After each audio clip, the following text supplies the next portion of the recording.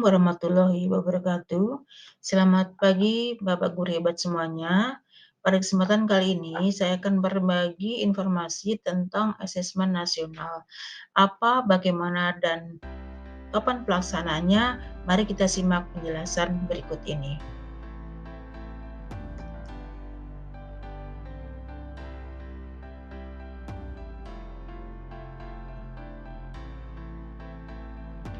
Seperti kita ketahui bahwa pada tahun 2020, pemerintah melalui Menteri Pendidikan mengganti ujian nasional menjadi AN atau Asesmen Nasional. Dalam asesmen nasional ini mencakup asesmen kompetensi minimum atau AKM dan survei karakter peserta didik. Nah, asesmen nasional itu sendiri adalah sebuah program penilaian terhadap mutu yang dimiliki oleh sekolah. Mutu satuan pendidikan akan dinilai berdasarkan hasil belajar yang mendasar, yakni berupa literasi, numerasi, dan karakter. Asesmen nasional ini bertujuan untuk mengukur hasil belajar kognitif, hasil belajar non-kognitif, dan kualitas lingkungan belajar pada satuan pendidikan. Dalam asesmen nasional, tidak bertujuan untuk mengukur hasil belajar secara individu peserta didik dan tidak untuk memperingkatkan antar satuan pendidikan atau daerah. Sedangkan tujuan umum dari AKM ini adalah untuk meningkatkan pengetahuan peserta didik dalam upaya menyelesaikan suatu permasalahan dengan metode penalaran, sehingga dapat tercapai informasi untuk mengevaluasi mutu pendidikan yang ada di sekolah. Instrumen yang digunakan dalam asesmen nasional ada 3 hal. Yang pertama adalah asesmen kompetensi minimum atau AKM. Hal ini digunakan untuk mengukur hasil belajar kognitif, yaitu mengukur kompetensi yang didasarkan pada literasi membaca dan numerasi pada peserta didik. Yang kedua adalah survei karakter. Digunakan untuk mengukur hasil belajar non-kognitif yang meliputi sikap, nilai, keyakinan, dan kebiasaan dari peserta didik sehingga akan mencerminkan karakter mereka. Ketiga adalah survei lingkungan belajar. Hal ini digunakan untuk mengukur kualitas lingkungan belajar pada satuan pendidikan. Baik Bapak Ibu semuanya, untuk lebih jelasnya mari kita simak berikut ini. Yang pertama adalah AKM untuk mengevaluasi peserta prestasi dan hasil belajar siswa secara individual. AKM akan menyajikan beragam masalah dengan kompleks yang berbeda-beda yang nantinya diharapkan akan mampu dituntaskan oleh peserta didik berdasarkan kemampuan literasi dan numerasi. Pada kemampuan literasi, diharapkan kemampuan membaca, menulis, dan mengolah informasi, serta pengetahuan yang dimiliki dapat diaplikasikan ke dalam kehidupan sehari-hari peserta didik.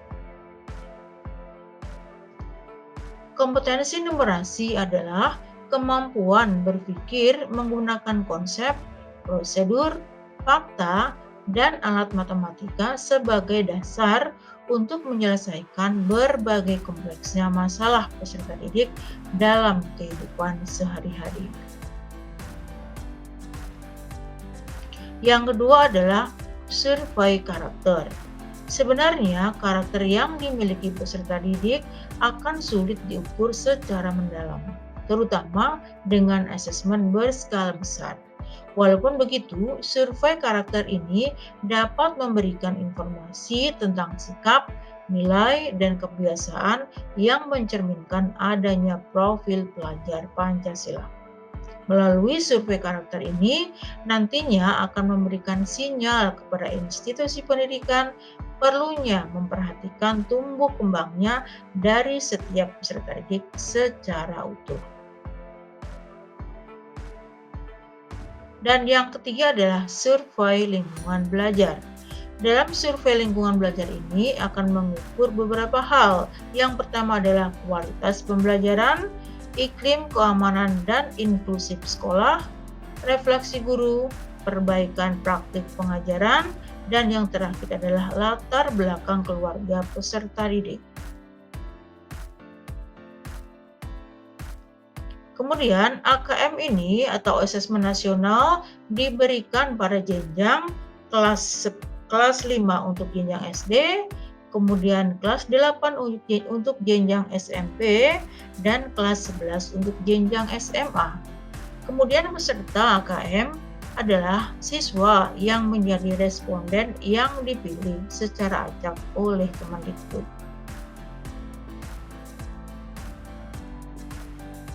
Peserta dari SD kelas 5 maksimal jumlahnya adalah 30, sedangkan untuk SMP kelas 8 45 dan SMA kelas 11 adalah 45.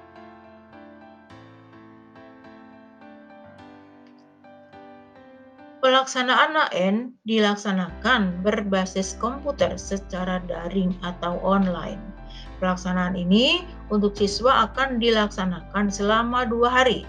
Hari pertama untuk asesmen literasi membaca selama 90 menit dan survei karakter selama 30 menit.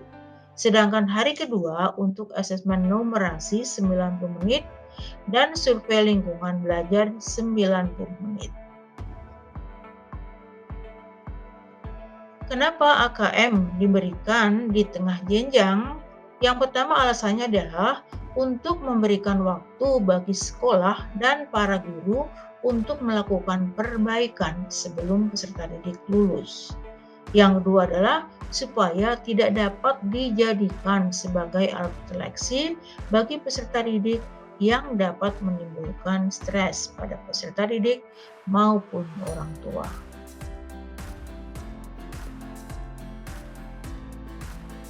Melalui informasi yang dihasilkan dari survei lingkungan belajar ini, nantinya akan berguna untuk melakukan sebuah diagnosis akan masalah dan perencanaan perbaikan pembelajaran oleh guru, kepala sekolah, dan dinas pendidikan dan kebudayaan yang juga turut menjabarkan konsep AKM. Kemudian, tindak lanjut pelaksanaan AN ini adalah sekolah diharapkan menjadikan hasil asesmen nasional ini sebagai alat refleksi untuk memperbaiki kualitas pembelajaran dan iklim di satuan pendidikan. Sekolah juga diharapkan mampu merefleksi hasil AKM dalam pembelajaran, sehingga guru-guru menerapkan teaching at the right level serta fokus membangun kompetensi serta karakter siswa. Demikianlah sharing informasi tentang asesmen nasional, mudah-mudahan bermanfaat bagi kita semuanya. Wassalamualaikum warahmatullahi wabarakatuh.